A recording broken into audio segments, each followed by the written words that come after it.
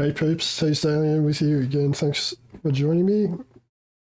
Today I want to put a video together just demonstrating a preset I've cobbled together inside a Bitwig Studio just with some native Bitwig devices. This preset is loosely based on OTO Machines Biscuit.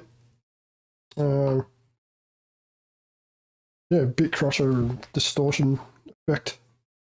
And there's sort of a few reasons that led me to this. So I was really quite intrigued with the hardware OTO Machines device called the Biscuit. When I first heard it, my ears pricked up and I was really I guess surprised by the sound of it, you know, as far as digital destructive distortion device goes. It just seemed to have this really pleasing sound quality that I really hadn't heard in any other devices or plugins that I've worked with that do similar sorts of things. It was just something really tasty about the sound of the Biscuit, and I guess that's why it's quite a sought after piece of kit and quite expensive if you can actually manage to find one for sale. But Softube made a plugin emulation based on the hardware, and I've just recently installed the demo and have been testing the plugin. And I just want to say a few things about it, I guess. It's quite a cool plugin and does virtually does everything the hardware does. So I'm not sure it sounds the same. Like I said, I'm not sure. I think there was just something about the hardware really grabbed me and just made my ears prick up, and I didn't get the same impression from the sort of the software plugin from Softube, which I guess I'm surprised by, because Softube's emulations are usually very, very good. And the plugin itself is super expensive. Like, what it is, I think it's probably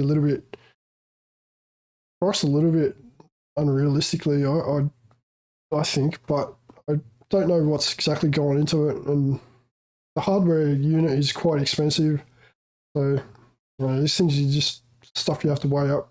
But personally, I couldn't see myself spending the kind of money that they're asking for the OTO Biscuit plugin or the hardware, and that, saying that. I love the sound of it, but it's quite, it's a digital thing, it's not an analog effect. So I don't know if the prices are sort of artificially inflated or what, but in any case, I wanted to try and emulate the plugin and the functions and features of the OTO Biscuit device, just with native Bitwig devices, and basically get the same sort of functionality. Yeah, obviously I know that the sound is not the same. The sound quality is different. I don't know if you would say one's better than the other. Like, you're just different, because the filter and the, I think the algorithms themselves are just probably different. So I wouldn't be expecting this preset to really nail the sound of the Biscuit, but definitely gets it in the ballpark and does virtually the same sorts of things. So I've basically centered this preset. It's based largely off of Bitwig's Bit8 device, which is the native Bitwig sort of digital distortion device that gives you sample rate reduction and bit depth reduction, bit crushing, and there's other kinds of distortion that they are built in, and it's become quite quickly one of my favorite sort of Bitwig go-tos for distortion. And yeah, I really enjoy using this device. So I thought it would be just an interesting exercise to try and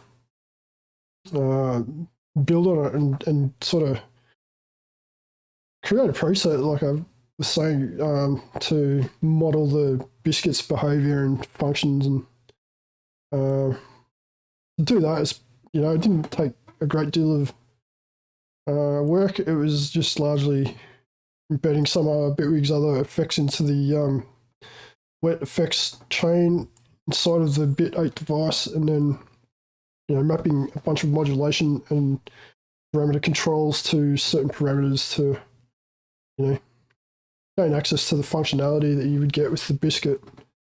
So I'll just open up the biscuit and we'll just look at the controls firstly and what this offers. Before I sort of show how I've employed it all inside of the Bitwig devices. So this is only a bit laggy, I think, because I'm doing this video. Quite a bit of seems to be hanging a little bit. In any case, we're just going to look at the parameters. I think that's actually the sound of the Bitwig devices. So I'll disable those and we'll just have a quick listen to the biscuit. And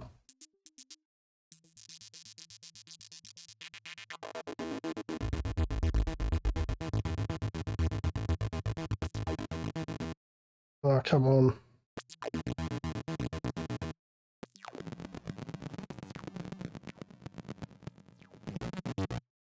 Okay, I'm having trouble with the lagginess this plugin at the moment, so unfortunately I won't be able to demo too extensively. So we'll just look at the parameters.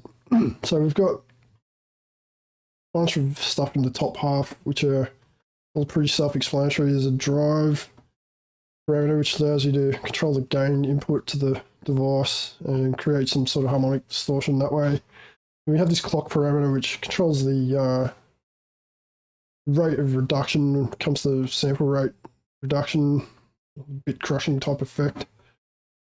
Naked and dresser parameters are basically just dry and wet controls respectively.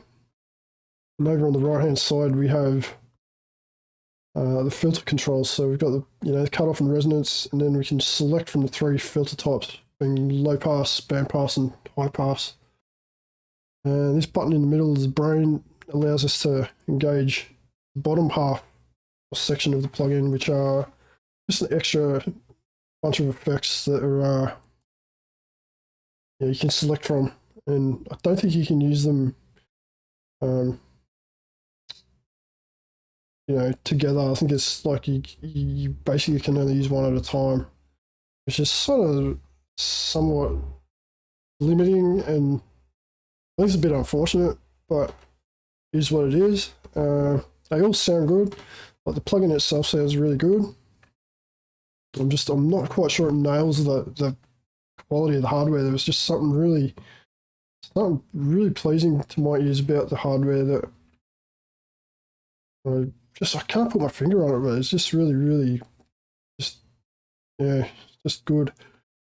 Anyway, we've got this wave shaper, a bunch of different sort of options you can choose from. There's a delay. Come on, this.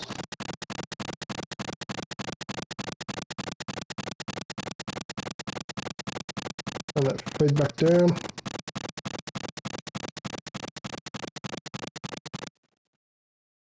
Sorry about that.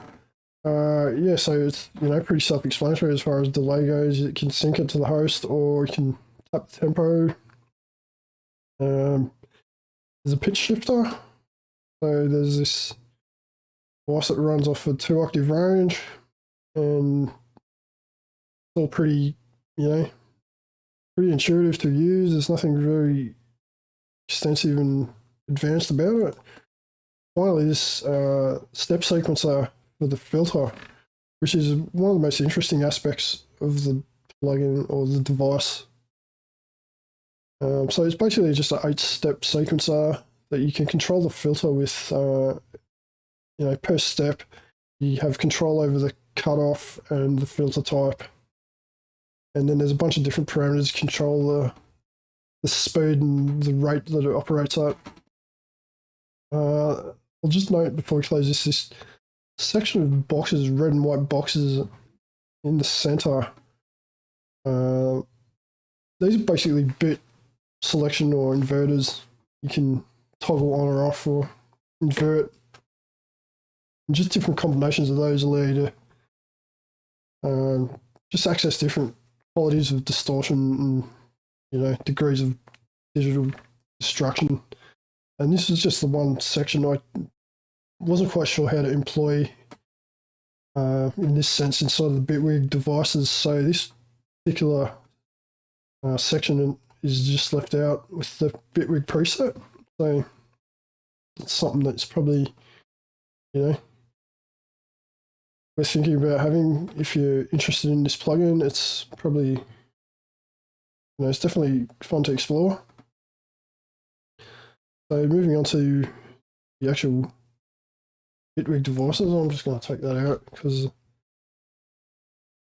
seems to be a bit laggy. So, like I was saying, the whole crux of the preset is based on the Bit 8 device, and the remote controls, there's several pages of remotes I've mapped to for all of the controls that are, you know, you're going to want access to.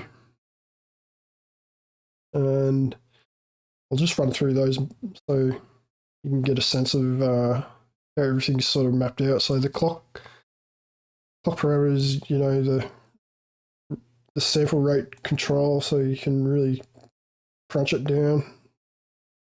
You got the drive control, which I've employed using this gain clip overdrive parameter. And then wet and dry is just now controlled with this mix single parameter. Over on the right hand side now we can select from the different filter types. And all I've done was drop the effects that you would find inside of the OTO Biscuit inside of the wet effects chain. Sorry, bear with me. Yeah, so Bit 8's wet effects chain, I've just dropped inside a delay. Obviously for the delay stuff, there's a pitch shifter and the filter. And then I've mapped modulation, like modulators and macros, to employ the step sequencing controls and so on. So going back to these remotes, we've got, you know, frequency and resonance controls on the filter. We can engage the step sequencer on or off. And I'll just play this clip so we can just get an idea of what it sounds like. So this is with the step, without the step filter, or the step sequencer I should say. Just want to close this chain, it's getting a bit distracting. Yeah, so you can engage the step sequencer on or off with that toggle. We can, I've made access to the wave shaper here with the different rectification options. Oh, excuse me. So you can have half or full wave rectification. Go to the next page, we have all the delay and the pitch shift and some step sequence controls on this page. So there's delay time, feedback, turn the delay on or off. Got the pitch shift toggle on or off, and the control here for the amount of pitch shifting. Again, it's over a 2-octave range. I'll just note with the delay, I've stacked 2 delays. So we've got the single delay, which is not synced to the host. It's just you know, its own pre-time parameter control and feedback. I'll just open that filter up. You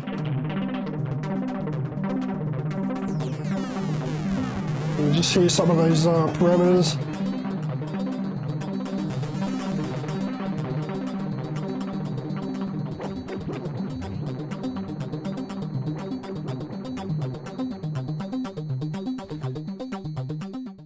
Let's bring that down. So with the delay, I've inserted a second delay inside of the feedback path on the first delay. So this is actually synced to the host tempo, and you can control the delay time with this selection here.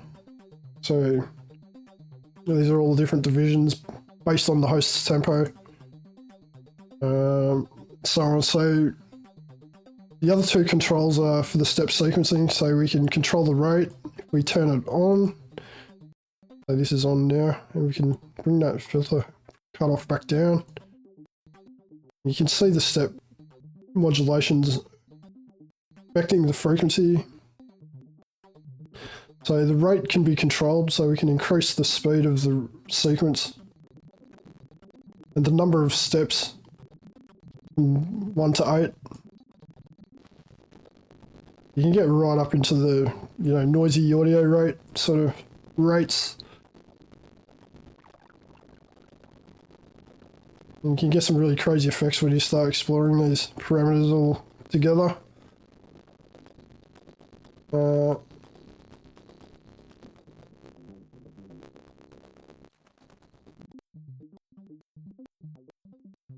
And then this filter cutoff per step page allows you to set the frequency of the cutoff per step. And then the last page is the filter type per step. So for each stage of the sequence, we can select different filter type if you like. This is all reflected here as well.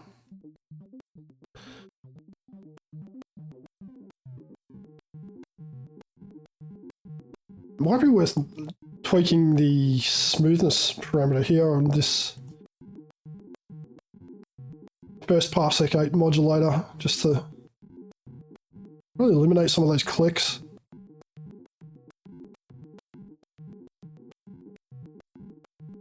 Try that one as well.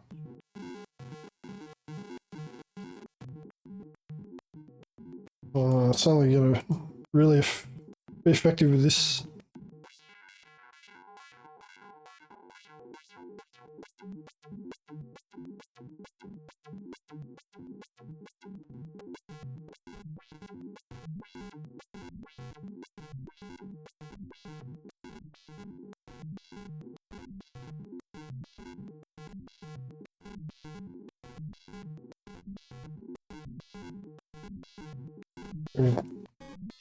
Pitch shift it, delay.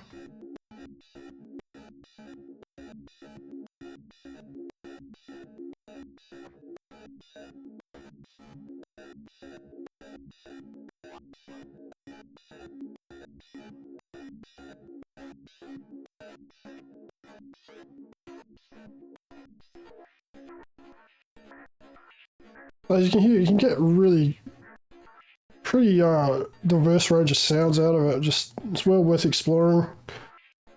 But that's about it.